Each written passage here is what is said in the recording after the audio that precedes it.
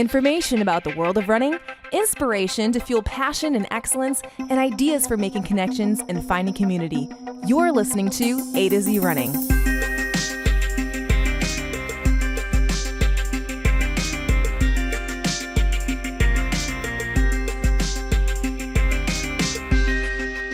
Welcome back. I'm Zach. And I'm Andy. And before we get started, I just want to mention something that has been frustrating me in my running lately. And if you're on Strava and you follow me, and well, not very many people necessarily pay lots of attention to every detail of my run, so I'm not going to believe that for a moment. But you may have noticed, because a few people did, that I've been infuriated by the accuracy of my technology. Or lack thereof, you mean. Lack thereof.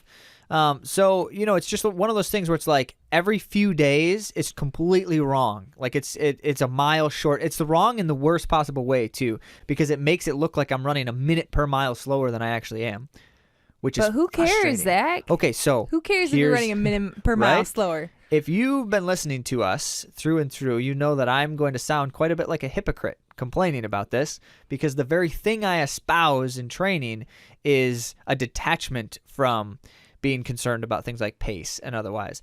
But the problem here is not that I'm concerned about my efforts. I'm not even paying attention to that. No, the problem here is that when I look at the watch, I want to trust that it's telling me something accurately. And when it's not that it's a problem that it isn't, because I can just figure it out later. I have GMAP's pedometer like everybody else. I can figure it out later. But for some reason, the angst in the moment, so I've got to deal with this. I got to get past this because it's feedback. It's driving me crazy. It's feedback, and it's not helpful to you. So I think I need to throw out all the technology and just run with a chrono again. Oh, you can't do that. No, I don't think so. You're like the man with the polar strap and the training mask. Not anymore. Well, the mask, I'll still use the mask, but actually it might be dangerous because the reason that I need to have my heart rate while I'm wearing the mask so that I am careful there. Well, anyway, I'm still not going to talk about the mask in any great detail yet. That's coming eventually, but not yet. All right.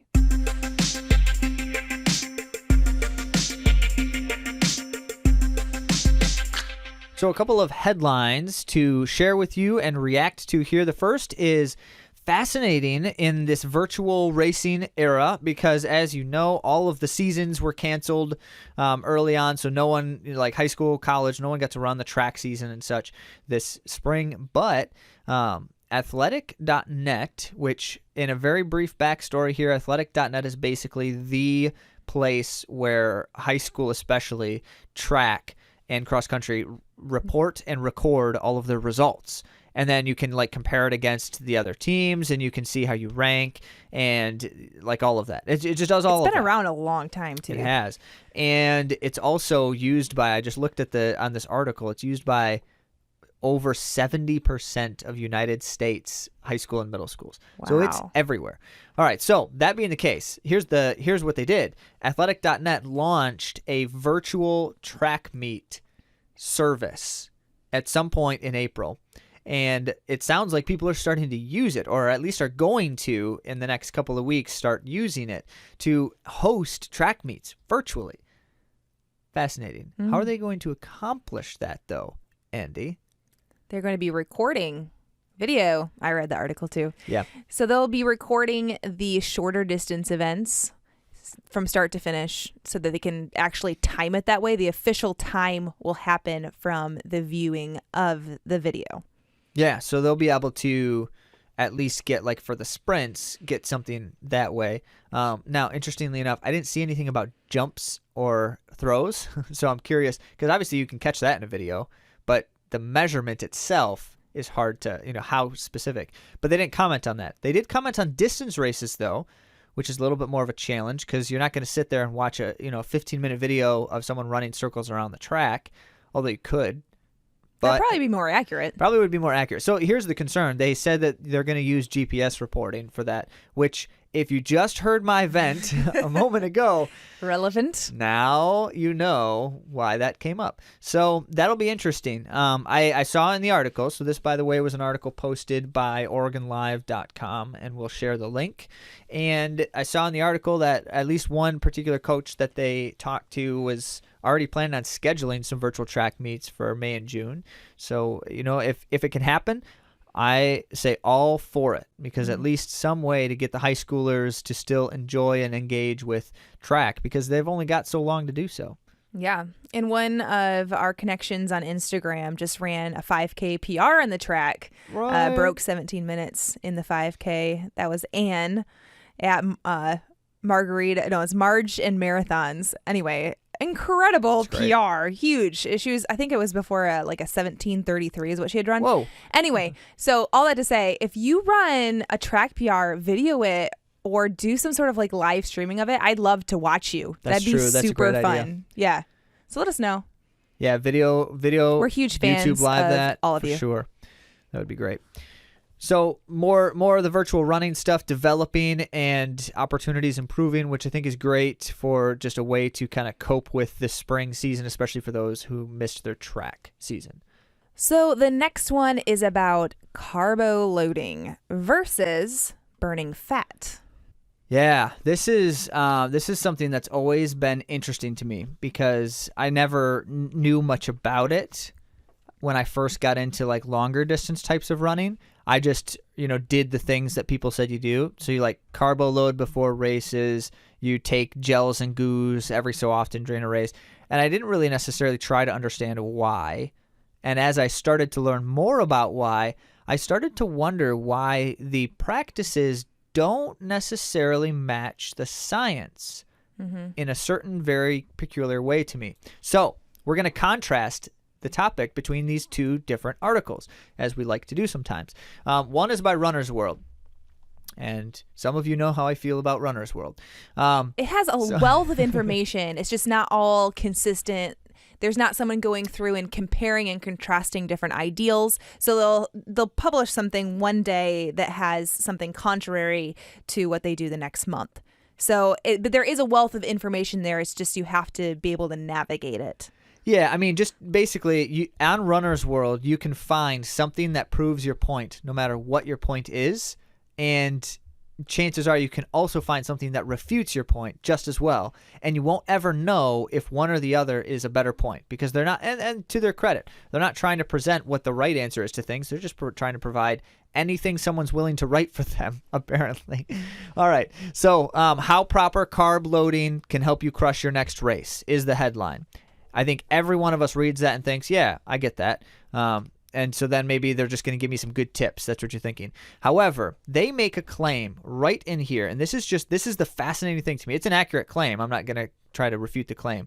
But I think that we're asking the wrong question with this. So they say that naturally, so during a half or full marathon, you burn both glycogen and fat. That's the direct quote. We know that. Now, let me back up a little bit. It says glycogen is your most easily accessible form of energy. So sugar and carbs, that's it. Most easily accessible. And during a half or full marathon, especially longer distances, you're going to burn both that and fat. But then they go on to say, but the latter, fat, is not as efficient, which means your body has to work harder to convert it into fuel.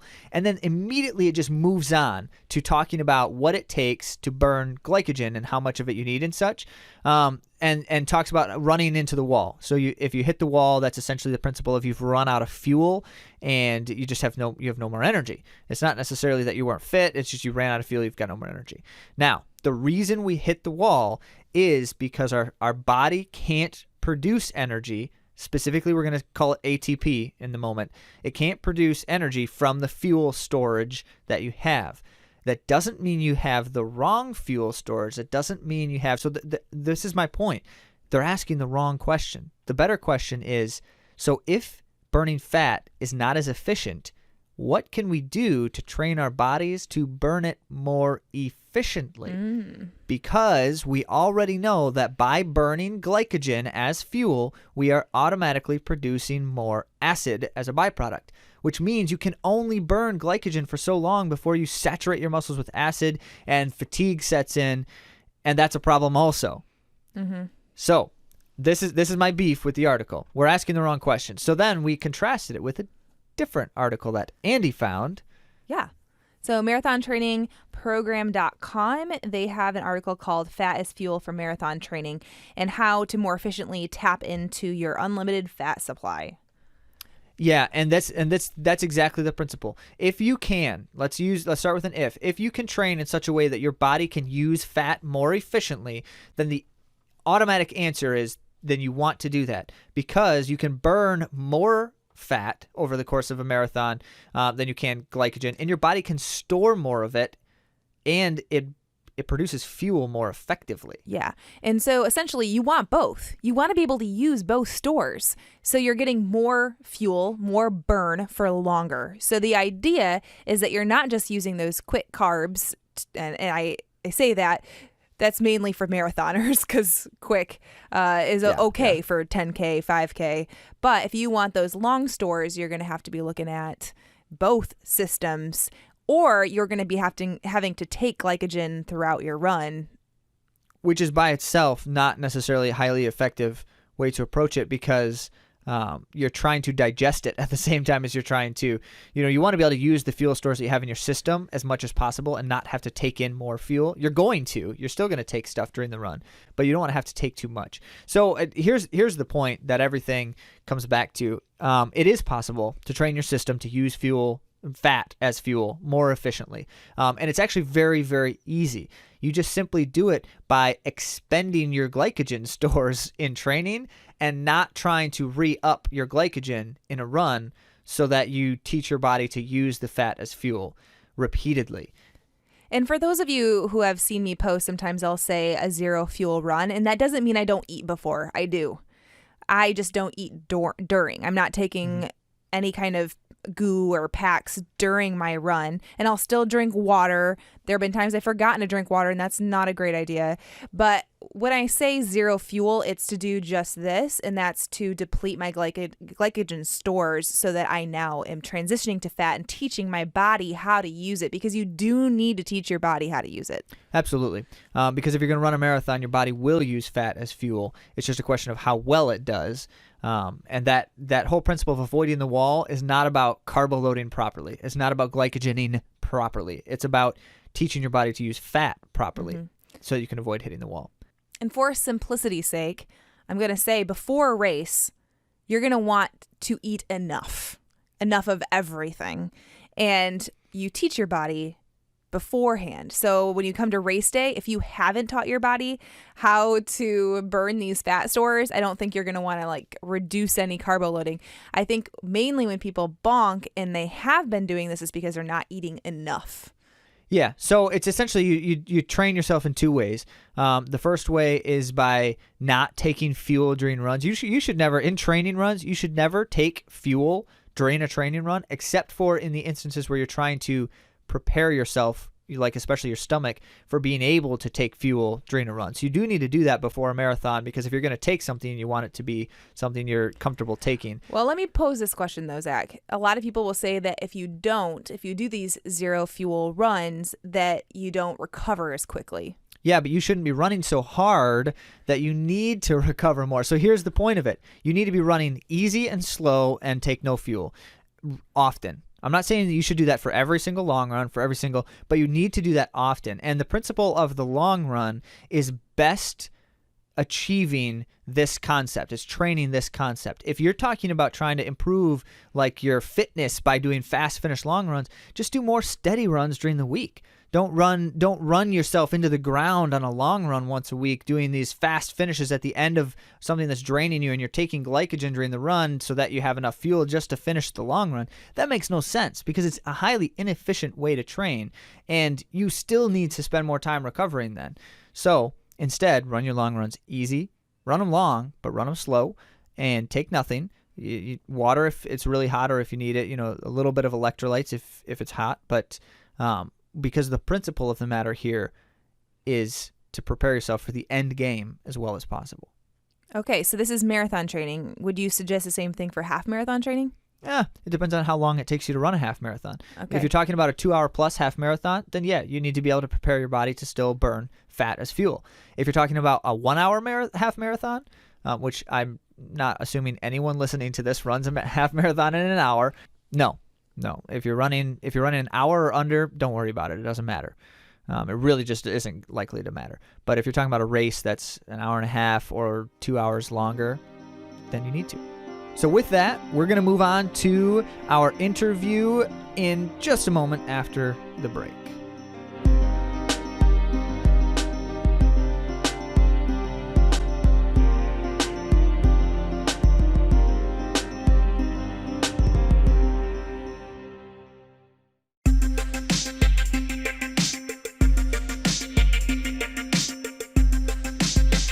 And we're back with an awesome conversation with Joe Niemiec. And here's the principle of it. In summary, why you are so excited to hear this conversation. Because persistence as a matter of course of action is always a good idea. But it's also really important to see how much a person has to persist to realize a dream at times. Because for a lot of us, it can be very discouraging. Joe could have been very discouraged, and he wasn't. And you're going to love hearing him talk about it. But before we do that, Andy, give us his background. Yeah, Joe Niemiec runs for Greenville Elite Track Club, and he ran 2 marathons to qualify for the Olympic trials. One of them was Chicago with Zachary. And the second... Zachary? You're Wow. Zachary, Zach. Zachary. And the second was Houston Marathon, where he ran a 9-minute PR. 9-minute PR Yes. from 2:26 down to 2:17. Yeah, which qualified him for the Olympic Trials Marathon in Atlanta. He was the second American at the Houston Marathon, by the way. Crazy. It was amazing. So we're going to be linking to that and an awesome picture of him. We'll talk about that later. He is a father. He has baby number 4 on the way, married to Jasmine. His alma mater is Cedarville University, and he is an electrical engineer. And is going to be, his new job involves electrical engineering related to fighter jets. And So I don't even cool. know enough more than that to say what exactly that means, but that sounds really exciting. It is very exciting. So we're looking forward to having Joe unfold his story before us and get us geeked about how persistence pays off. Welcome, Joe Niemiec. Thanks for joining us on the show. I'm so excited to be here. I'm on the AtoZrunning Podcast, baby. Well, this is actually your second time on the podcast. Oh, that's Remember, true. you did That's that true. little short. That was bit like for us. a preview. That was a preview. That was We've a been preview, wanting yeah. Joe on for a while, so I'm glad this is happening. We were hoping to do it in person, but this will have to do. Yeah. This will So have to I've got to do. tell, while you're on air with us, Joe, I got to tell this slight bit of our backstory, because this is why we were so excited to be able to get you on the show. And unfortunately, it didn't happen as early on as we had hoped, which was entirely my fault. But so, Joe, we met quite a while back now, just within the running world and crossing paths that way. And there came a time at one point or another where you more or less told me, like, I think I want to try this thing, the Olympic trials, go for a qualifier or something like that. And it was just like, I don't know if it's possible. I don't know if I even have that in me, but I've got to try it. And that was kind of the frame of mind that I witnessed, that I thought I was witnessing in you, was like, you got to do whatever it takes to see if it's possible. And then how many years, it wasn't too many years, but a couple of years. It was 4 years. I think 4? what you're All talking right, about yeah. happened in 2016. You're when right. I think it was Grand Valley or something. We were at Yeah. a Grand Valley meet. Yeah. Yeah. And Totally that remember many that. years later, right? And then, and there you were. It would have been Here You Are. So we were going to try to have this conversation in Atlanta during the trials, Yep. and that didn't work out. But so there you were in Atlanta Mhm. on that starting line, and finishing that race. So I would love to just have you reflect really briefly before we get into it, Joe, the experience in Atlanta, the Olympic trials. How was that? Oh man, it was a world-class experience. At least I felt as a, in the kind of sub-elite world, which is kind of that's where I kind of spend most of my Mhm. time. You're always used to, fighting kind of tooth and nail for any and all kind of perks that you can get, whether it's getting into a race or getting a free pair of shoes or getting, any kind of support. Like you just crave that, and you're always fighting really hard to get that. So to show up in Atlanta and essentially kind of get spoiled, with a room and just facilities, and everything was just very high class. Atlanta Track Club did a really, really good job. And yeah, I loved it. I thought it was epic. Yeah. Yeah, there's some good words there. It was classy, it was epic, world class. I love it. And I get Yeah. to teach you how to hold the torch. Wait, what? Yes. Yes. We held Olympic torches. We got to see Coca-Cola. I mean, it was great. There was a lot of Yeah, good stuff in there. it was fun. You taught him how to hold what? What are you No, talking about? well, no, I didn't I teach him how to I hold. made a massive error with the torch. Wait, did We you were drop taking it? No, I just Oh, held it by my side like a I Ah. don't even know what, but Andy was the only one that knew how like you got to hold it up in the air. So Well, it's Statue of Liberty, man. You got to just raise it yeah, high. now I know for next time, for next Good, Next cycle. good. time, yeah. Next cycle, we'll be there. All three of us. Yeah, Yes. one can hope that so this is the thing with that experience, right? And we've talked about this on the show a couple of times. It's unlikely to see an experience like that at that magnitude for everyone. They kind of gave the A treatment to every single person, and they've never done that before. So Yeah. you can hope that they might do something like that again. But if they don't, it's great that you're able to have that opportunity. Sweet. Yeah. And I think Atlanta Track Club was key. And I was Yeah. obviously you can speak to 2016 and how that compared, but to me it felt like just that was the right organization to be running, that kind of event. They killed it. I mean, it was amazing. Truth. Mad props to Atlanta Track Club. Mhm. So tell us Yep. about the race. Yeah, the race didn't go as well as I thought it would. I ran a smart race, as smart as a race as I could. It's just some days your body just doesn't do what you want it to do, and unfortunately, the marathon trials was that day. So by mile 7, I was already dealing with some abdomen cramps, which I've never really had in a race before. Hmm. So getting those at 7 was just you're kind of in for a rough time that early on. But I kept the pedal down till about halfway, made a 109 split, and pretty much shortly after that, it started going downhill. Yeah. Yeah. But not really So downhill. It was actually uphill. it was Over and over and uphill, over and and my over again. body was going downhill. Yeah, Yeah. and the cramp just spread, throughout my entire abdomen, and Oh, there man. was points to which I was kind of reduced to like even walking for a little bit. So for me, finishing the race was just an absolute like massive blessing, because there were points where I was just like, I physically can't do this. My body is just not having it today. But Yeah. so for me, it was one of those days where getting to the finish line was the win, and just kind of accepting that and being, satisfied in that accomplishment. Because running down that finish chute, even though I knew the time was kind of crap at that point, it's pretty awesome. So great. And that was what, your third marathon in 6 months? Is that what it amounted to? Yeah. I did one in training, but yeah. That's right, you did. So it's technically 4, but three Oh. official races. But yeah. Well, that doesn't make it any easier. No, it So doesn't. if we can, Joe, I want to kind of take us back, and I don't know how far back this question is going to take us. That's up to you. But, I mentioned that 4-year gap when you had said to me, like, I want to give this a shot. I want to see if it's possible.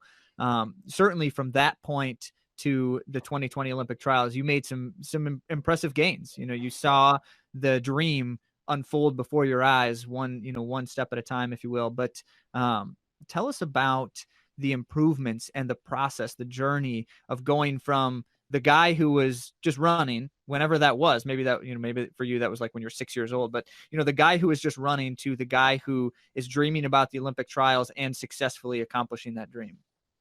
Yeah, man, I'm not going to do the story justice, because I'm not a great storyteller, but I'll just sum it up with my wife will love that I use a John Maxwell quote, but basically he refers to, building leadership or building a business or doing anything in life worth doing as kind of like chopping a tree.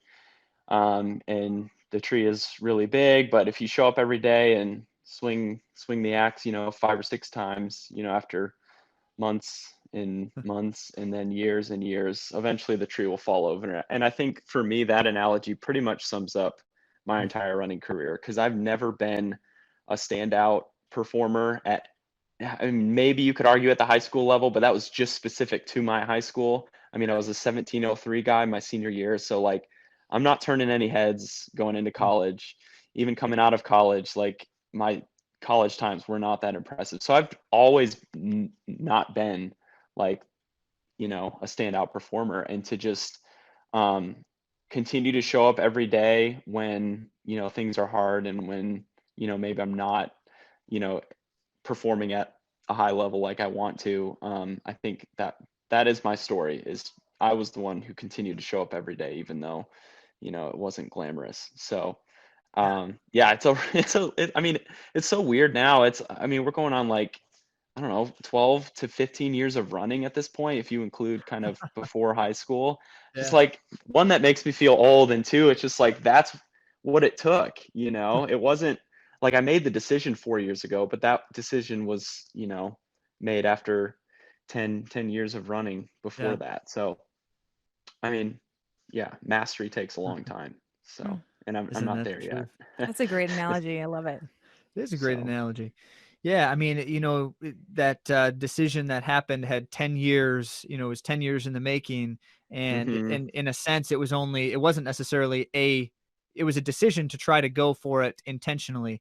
But you were walking the same path the whole time. You didn't ever Yeah, diverge from the path. And exactly. that's special, that Yeah. persistence.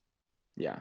And I will say, from a more specific um standpoint, I think the decision kind of got real kind of 2 years before the trials. So, um, I hadn't hit the times yet. Or actually, I just run a 106 half, and at that point, it was Mm. like, okay, like I'm kind of sort of getting in the realm of possibility now, and that's kind of when A6 GTC Elite opportunity came up, and I think that was kind of the strategic move that needed to happen. I needed to be in an environment where I kind of had high level coaching, and then was surrounded by other high level athletes on a consistent basis to just push me over the edge and get me that extra bit of kind of edge that I needed to perform at a high level. So I would say, Yeah. if we didn't make that kind of leap, leaving my stable 9 to 5 in Jackson, Michigan, to relocate to South Carolina to chase a silly dream, of getting to the Olympic trials, I'm not sure it would have happened. So there's Mm. kind of that decision to move. There's action behind the decision, and then the follow through. I mean, yeah, it was just, I think when you put yourself in a position of, surrounding yourself with mentors, or, other high level athletes trying to do the same thing, I mean, you set yourself up for success. Yeah. Right on. I want to dig into that just a little bit more, because Sure. we hear people talk about that quite a bit. Like, it matters to kind of be in the world and surrounded by the world. But why? What about that environment change for you made the difference, or what kinds of things Yeah. influenced that difference? Yeah. So I'm a human. I have 3 kids and one on the way. And there are days, multiple days per week, even, me being on a team and being surrounded by, high level athletes, where I wake up and I'm like, yeah, I'm not feeling the running thing today, right? Whether it's, a baby crying at night, or I don't know, you can think of a million things that, Yeah. should probably take priority, or just like make running that much harder to do. And so you need those kind of extra supports, as it were, just guys that, regardless, are going to be there at 8 o'clock, doing a track workout. You have a coach kind of holding you accountable, giving you guidelines, and, this is the run you need to execute on the day. And it doesn't really matter what you feel like, or how bad you slept, or your kid slept, or anything else that's happening. You got to get it done, or else you Go do it. can say goodbye to the trials. I mean, it's that simple. So it was just about putting myself in a position where I didn't have a choice. There was no emotional choice to be made. It was, I'm here. I moved my family here. I'm taking this seriously, and I'm going to the freaking trials if, it's the last thing I do. So that Right. that was Right. pretty much it. Well, the natural next question there is, what were the big obstacles? What were the big challenges that threatened to derail that, or threatened to discourage the, hope in the dream? My body, man. I have an interesting body that likes to break down all the time. Man. As I guess all runners kind of run into this at Yeah. some point or another. But for me, it was health. I mean, let's see. So 2019, I was still coming back from, no, sorry, 2018, I had a pretty substantial hamstring injury. Mm. That lasted about 5 or 6 months, and was still lingering when I moved down here. to South Carolina. So it took me another 5 months after we moved in October of 2018 to get back to kind of healthy, consistent running. I just kept running into nagging injuries coming back. So now we're talking, now we're in kind of the May 2019 time frame. So I did Riverbank Run, did well, got a PR, but still not in anywhere close to marathon shape. So we took that whole summer, to do a nice, slow, gradual build up towards Chicago. Chicago 2019 was going to be the race, right? I had an awesome, ideal 5 to 6 month build up, but honestly, like I just never got in the key workouts that I needed throughout the summer, whether it was heat or just plantar pain in my foot. Like I just keep running into things that would require me to kind of dial it back in the week. Like I wouldn't be able to get that extra rep, or I wouldn't be able to, recover as quick and do 2 or 3 workouts a week. I'd have to stick with one. So I just never was able to get the intensity on my body that was needed, if that makes sense. And so I show up to Chicago, I'm healthy, but my foot kind of hurts, and I had some decent training, but I never got over 80 miles a week. So I'm just like, and it's my first marathon. So as you know, Zach, we showed up, we did what we did, and I fell off the bus a lot sooner than you did, and it hurt really bad. That's all I have to say about Chicago. I didn't like it at all. The fitness wasn't there. So I think for me that was kind of like the wow. At this point now we're 4 months away from the trials, and 3 months away from the last possible qualifier, which was Houston. And at that point, it's just like there's no holds anymore. Like we gotta go for this. Like I have to hit that next set. I have to be able to hit 2 workouts a week. Like I have to be able to do those things, because if I don't, I'm gonna show up to the race healthy, sure, but I'm not gonna be able to perform at the level I need to perform. So we pulled out the stops, and I think for me, in my mind, I kind of think of Chicago kind of as a blessing, because it kind of gave me a break, that post-marathon break. And then I was able to it was like black and white. Like as soon as I came back from Chicago, just like, boom, I'm doing workouts I never did before. Recovery is going a lot smoother. It was just like I needed to race, get that first marathon out of my system, come at it with new tactics, and then it was just automatic doing high K workouts and just going to town. So yeah. Sorry, that was a little long-winded, but not at all. That was exactly what we were hoping for there.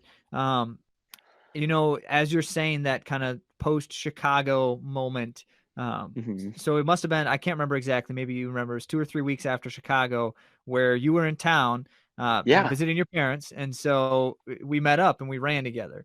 And I remember like just the sensation on the run of like, it was a kind of like a weight of, we had both tried together in Chicago, we had both failed together, but there was just a little something more there of like, you've got Houston, it's the last attempt, the one more try thing.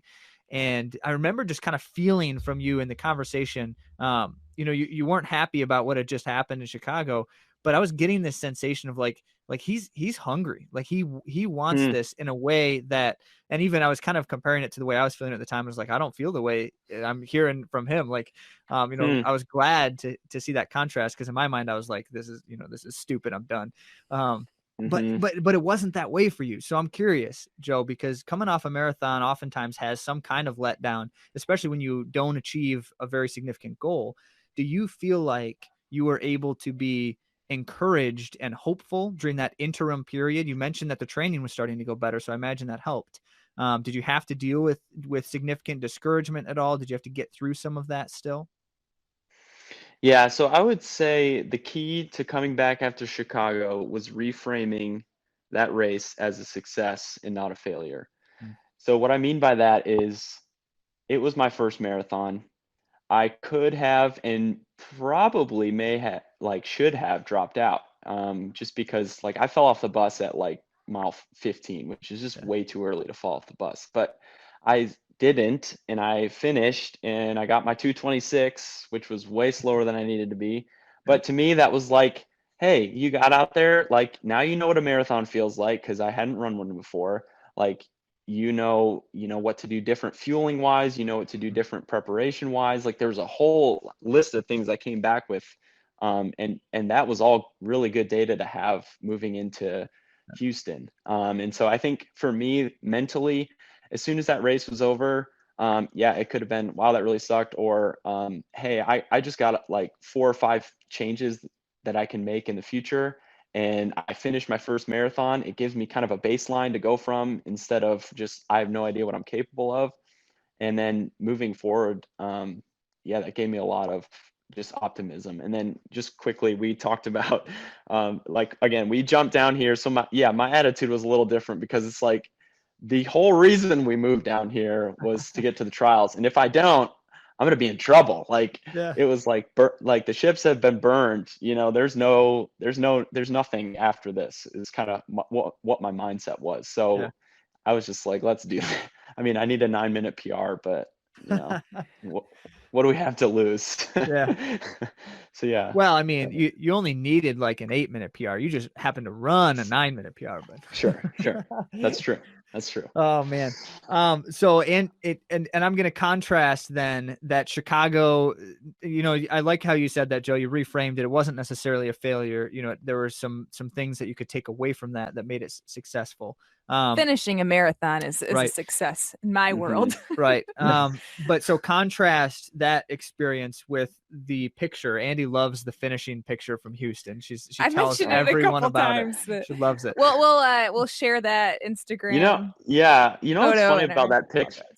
What's funny about that picture is that even now, like, it's only been 3 or 4 months, and I look back and I'm like, I almost don't even know who that is. Like, I don't know if you guys ever find this with running, is like the peaks are so short that like you go up, you have your awesome race, and before you even know it, before you can even capture it, same thing with the trials. It's just like was that actually me, or was that a different person? Because it definitely does not feel like me looking back.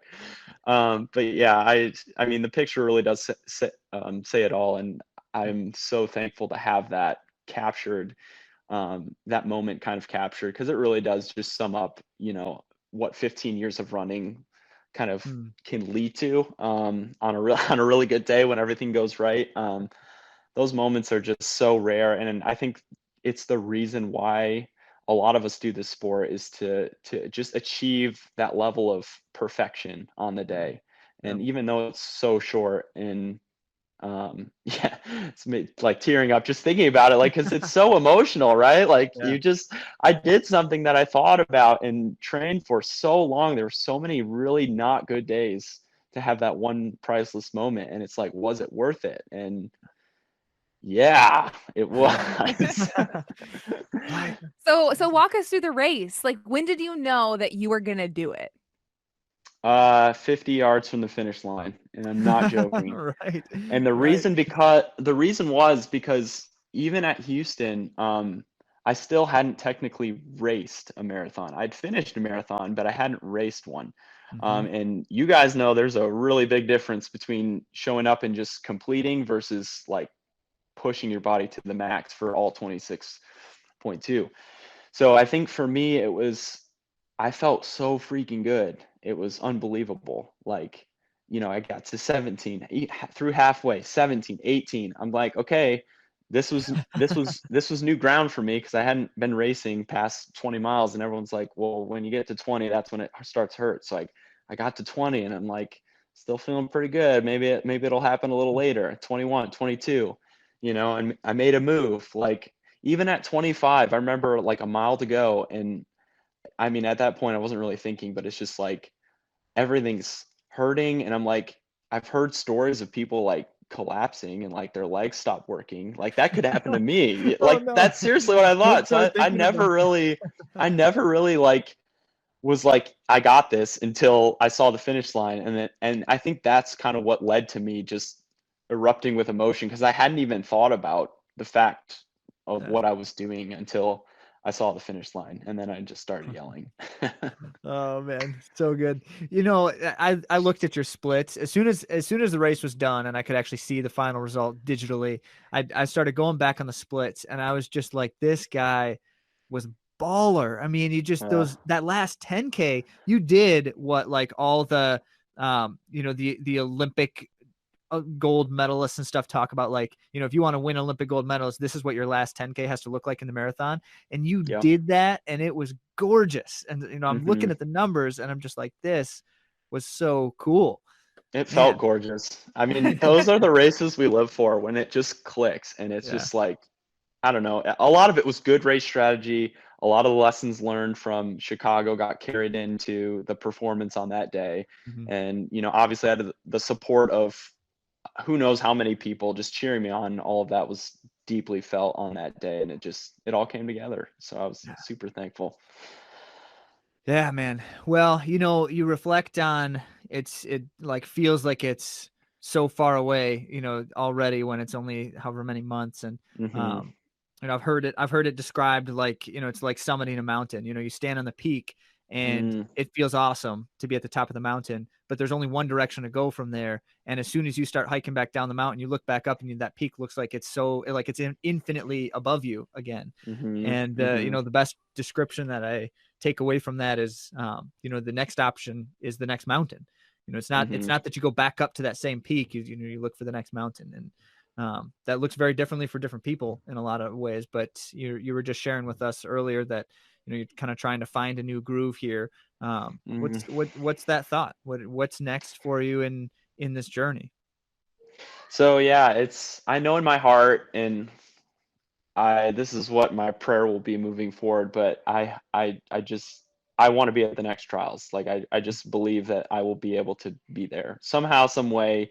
I'm kind of taking this as kind of a life adjustment year, as it were, just to kind of like, stabilize things on the home front, basically. And then I'm going to figure out a way to make this happen. I don't really care if I'm working 40 hours a week. I'm going to figure it out again. I don't know. It just seems too early to say, yeah, I'm done. I mean, I'm 27, or I just turned 28. Oh, wow. I totally forgot about that. So I'm 28. Thank you. And you're old. I know I'm now an old runner, but to me, it's like, you look at Jake Riley, he's 32, 33. I mean, we're 31, so you're 31. You still got it.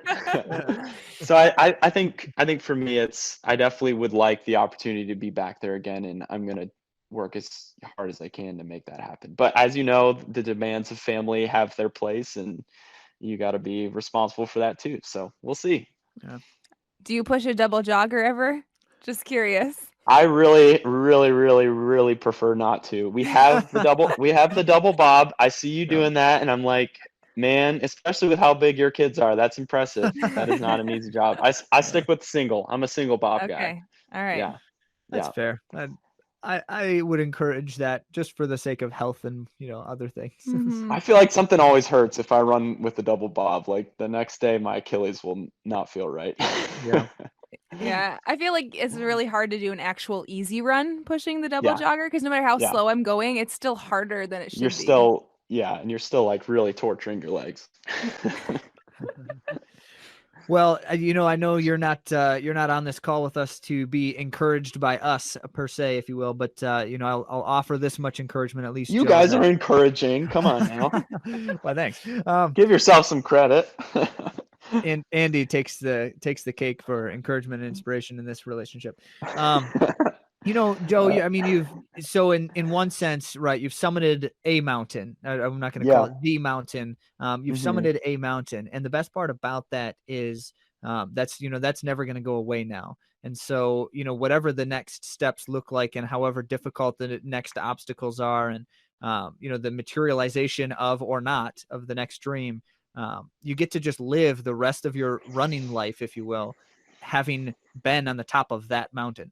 And that's a beautiful thing. I think we tend to underestimate as runners, just the joy we can have in a past accomplishment.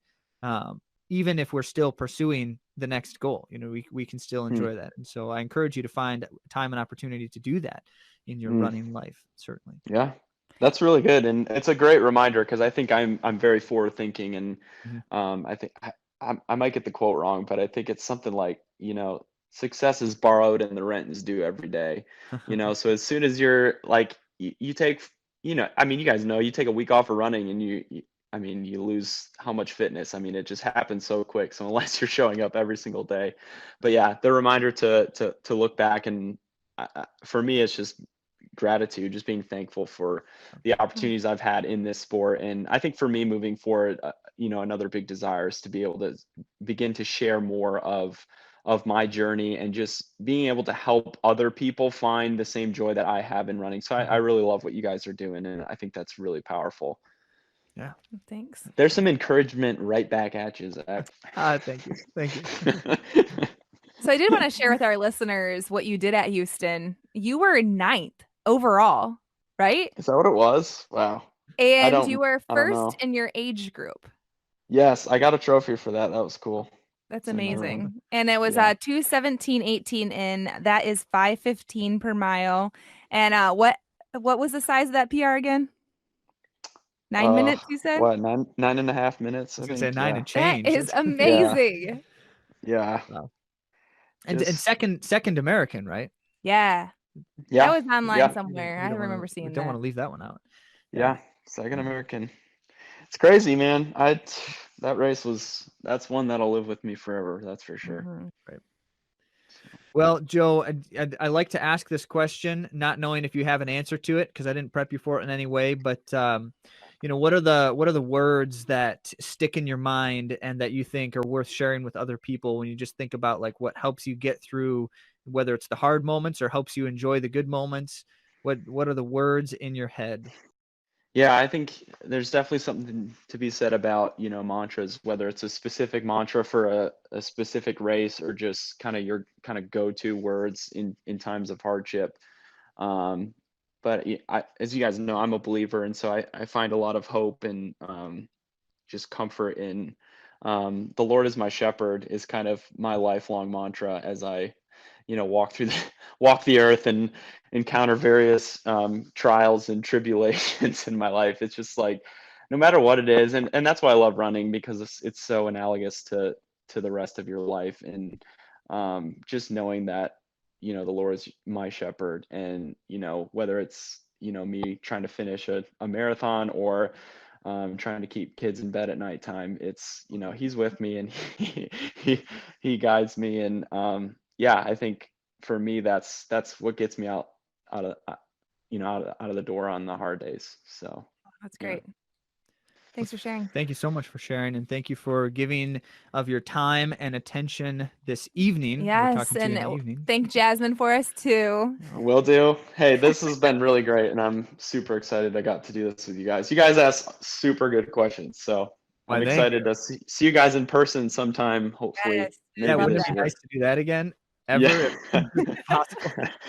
Well, hey, you're moving to Florida, so maybe we could make a Florida trip sometime in the come on down to Destin. Yeah, we'll host you.